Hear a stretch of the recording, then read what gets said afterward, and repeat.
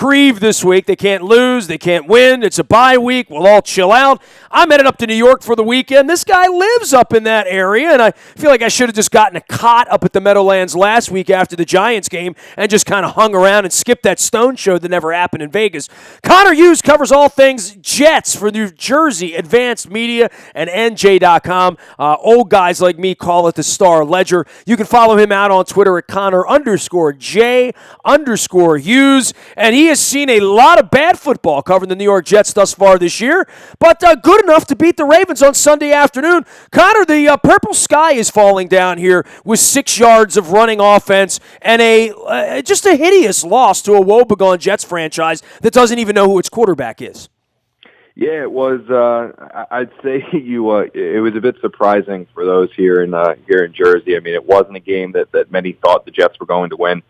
I don't know if it was a situation where maybe the Ravens' injuries caught up with them and they just weren't as efficient and able to go out there and play. I mean, they had a hell of a first half. You know, they came out on Sunday and they had, I think it was like 203 total yards there in the first and second quarter. There in the second half, things just kind of imploded on him. You know, Joe Flacco didn't do too well. I know he did the 2 interceptions, looked kind of off, looked a little skittish there in the pocket. The Jets were able to get a lead. Once the Jets were able to get a lead, their pass rush was able to finally be effective for the first time since week 1 because they were playing with that lead so they could kind of tee off on Flacco, who's not the most mobile there in the pocket. He's kind of like a sitting duck, so they were able to get through there and rock him up a bit. But, you know, I think what you saw a bit was more this game was won because of the Jets' defense than anything the Jets' offense did, because essentially once Geno Smith came out of the game and Ryan Fitzpatrick came in, he was very much the same quarterback that he has been for quite some time. You know, at least this season, he wasn't very efficient. I think the Jets only threw for under 75 yards there in the second half. So the Ravens' defense did their job. I just don't think their offense picked up the slack. Look, you've been around Fitzpatrick a couple years. We had him here at the Ed Block Awards back in March. He's clearly an integrity guy, a leadership guy, obviously a high IQ guy in the whole Harvard thing. He's bounced around. He has limitations, I think, that are pretty obvious to anyone that has, seen Tom Brady play as an example. But boy, that post-game press conference was, I've been doing this 25 years on the radio, 32 years all around. That was as bizarre a winning press conference as I think I've ever seen from a quarterback in the National Football League.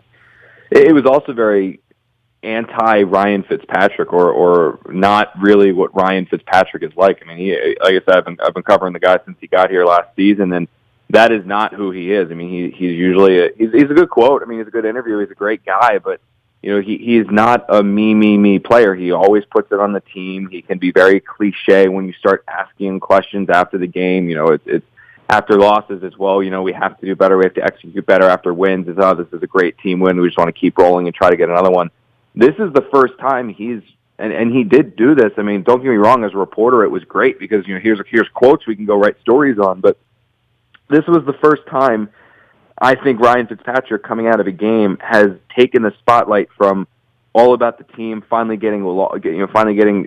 4-game losing streak, and he took that attention and he just put it on himself for I guess reasons of frustration. Maybe he was angry. I mean, look, this was a guy that led the Jets to a 10-6 record last year, threw 31 touchdowns in the process, and kind of got the team out of really being an embarrassment after Geno Smith had been punched in the face, righted the ship, and then had the Jets winning again and looking relevant.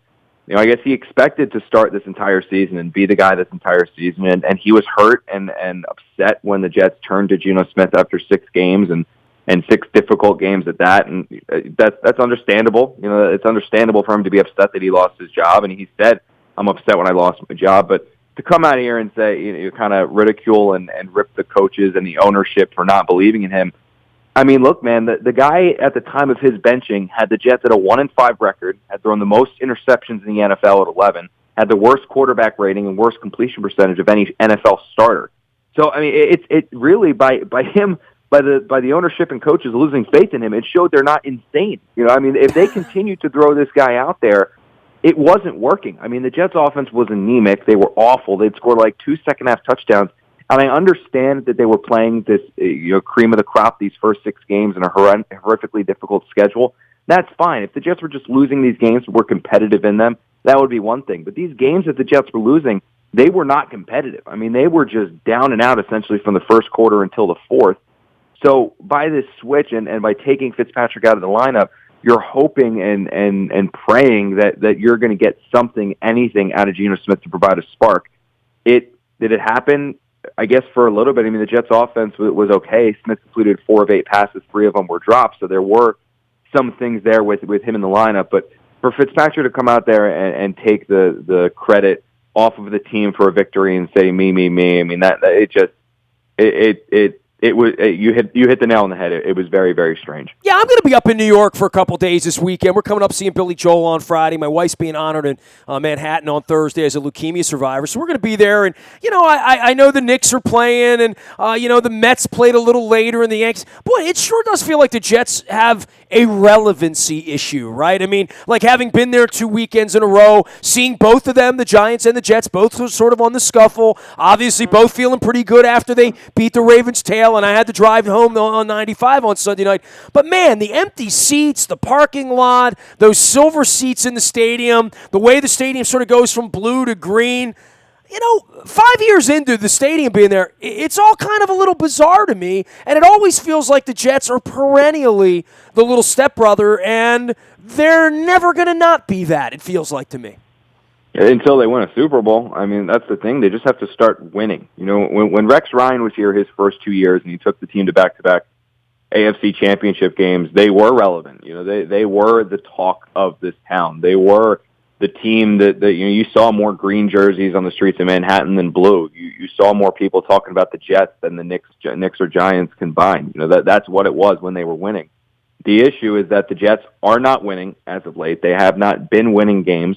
And when you're not winning games, you're not going to have, obviously you'll have your loyal diehard fans, but you're not going to have bandwagon fans. There is no such thing as a bandwagon fan for a team that's constantly losing. And that's what this Jets team has. I mean, you had that little bit of glimmer of hope last year when they were 10-6, but of those 10 wins, they beat 2 teams with a winning record. One was the Washington Redskins, who they did not beat a team with a winning record, and the other one was that game against the Patriots. Every other team they just beat up on bad teams.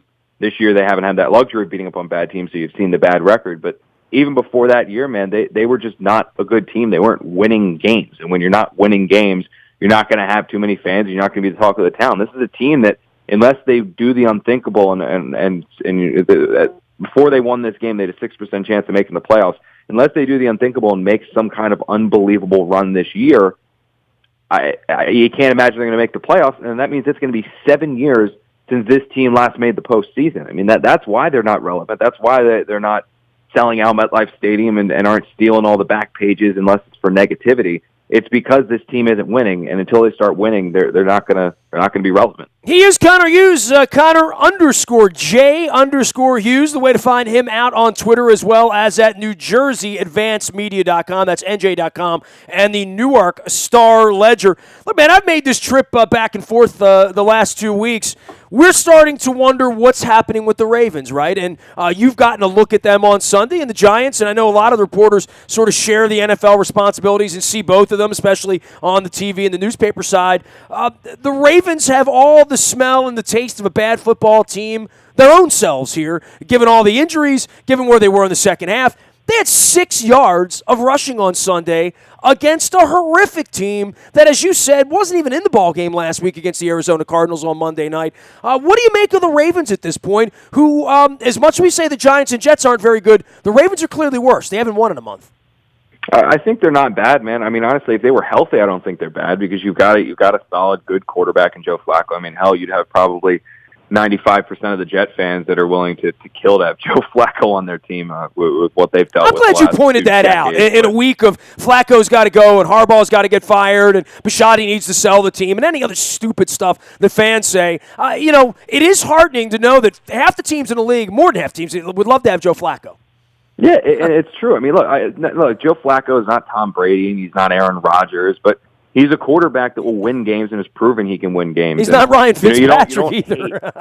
Yeah, exactly. You don't really respect the thing about in the NFL this year, and it's crazy because being in New York, you hear kind of similar things about Eli Manning right now when he's not winning. Is that you don't really appreciate a quarterback until you don't have a quarterback. And if you want to talk, like I know Matt Stafford in Detroit gets ripped a lot for sometimes his play, and Joe Flacco obviously, and even Matt Ryan before this season in Atlanta.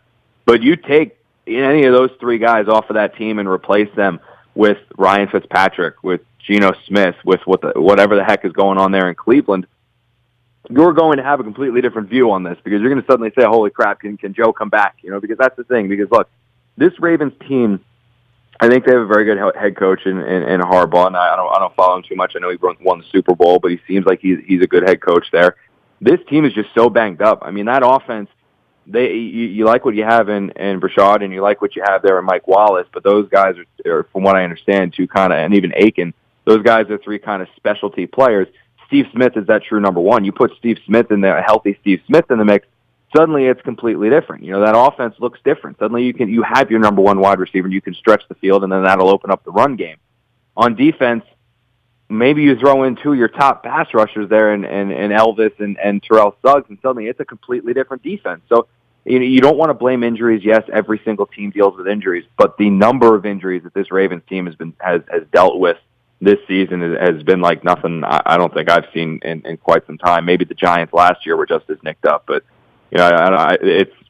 you don't want to blame injuries, but at the same time, injuries are a very valid reason for a team not having success. And I think that's what's wrong with the Ravens right now. Well, I would say excuse or reason, and certainly you guys are in the division with the New England Patriots, and there never feels like there's an excuse or a reason there. It just feels like they find a way to win every Sunday. And what the Patriots have done, and certainly the Jets have to go play them twice a year. Nobody in our division's running away this year. I mean, obviously Pittsburgh's a mess. Cincinnati appears to be a mess. We'll see where they are. We still have 4 games left with those two teams later in the year, but the Patriots feel like nobody's going to beat them, and we play them in 6 weeks as well. Yeah, it's true. I mean, you've got nobody really is beating the Patriots right now. Tom Brady's a man on a mission. He's pissed off. He's angry, and unfortunately, you're now seeing the repercussions of what happens when Tom Brady's angry and frustrated. I mean, the guy, he's thrown 8 touchdowns since he came back and no picks. So, I mean, he's the best probably to ever do it, and he's just flexing his muscles now. Hey, man, we'll flex our muscles. Maybe at some point we'll get back up to the Meadowlands next time Springsteen plays or something. But I'm done with that joint as a football facility for a little while. We don't see the Giants for 8 years. And if we stink and the Jets stink, we'll probably see each other a little bit more often. But, hey, I appreciate the time and coming on. Good luck with your own little quarterback issues you have up there. I'm sure this Fitzpatrick, Geno Smith thing will keep it interesting for the next couple of weeks for you. Yeah, thank you. I appreciate you guys having me on. We'll see you for the AFC Championship game this year. Oh, of course. Hey, if we're in New England or Denver, I guess. Yeah. See you later, man. Great having you on. Connor Hughes. He is Connor_J_Hughes with NJ.com and the Star Ledger in New Jersey, Advanced Media. You can follow them out on the internet. You can find me every Monday night at Buffalo Wild Wings in Owings Mills for the best seat in the house competition, as well as our Blazing Wing Eating Challenge. Every Monday night we're out in Owings Mills eating some wings, watching some Monday Night Football, having some fun. It's all brought to you by Fully Loaded Transportation and our friends at Buffalo Wild Wings, B-Dubs. We're also doing some holiday food drives and some cool stuff coming up in December with B-Dubs. So we had CJ Mosley out a couple weeks ago. Good stuff ahead there. You can find anything you miss here in the Bahia Toyota Audio Vault 24 hours a day from anywhere in the world. On your mobile device, just download that TuneIn Radio app. We do come in crystal clear, no static at all, just like Steely Dan, wherever you are. The morning newspaper ships at 7 a.m. to your email inbox. That's powered up by Planet Fitness and PlanetFitness.com, where it's still $10 a month to get in the best shape of your life. Now, if there's any breaking news at all, we're waiting on an Oriole pitching coach. Obviously, the Ravens roster and the injuries keep us very, very busy. If you want a piece of that, it is our best service. It is our WNST breaking news service. That is all brought to you by Coons Ford of Security Boulevard, and Dennis will be here on Thursday driving you home. Big reminder, November 12th, the man who saved my wife's life will be in town at Roost Chris Pier 5. We're throwing a birthday party for him. If you want to join us, it's free. There's no obligation. You don't have to buy a steak. We're going to have some great appetizers on special as well as some drink specials. It is Saturday, November 12th. You can toss me an email for those of you who have been Jen Strong and following my wife's journey over the last 3 years. Nasty@WNST.net finds me. I'm on Twitter, LinkedIn, Snapchat, Instagram, streaming live on Facebook Live, as well as our YouTube WNSTV channel. We are WNST.net, AM 1570, and WNST Towson, Baltimore, and we never stop talking Baltimore sports.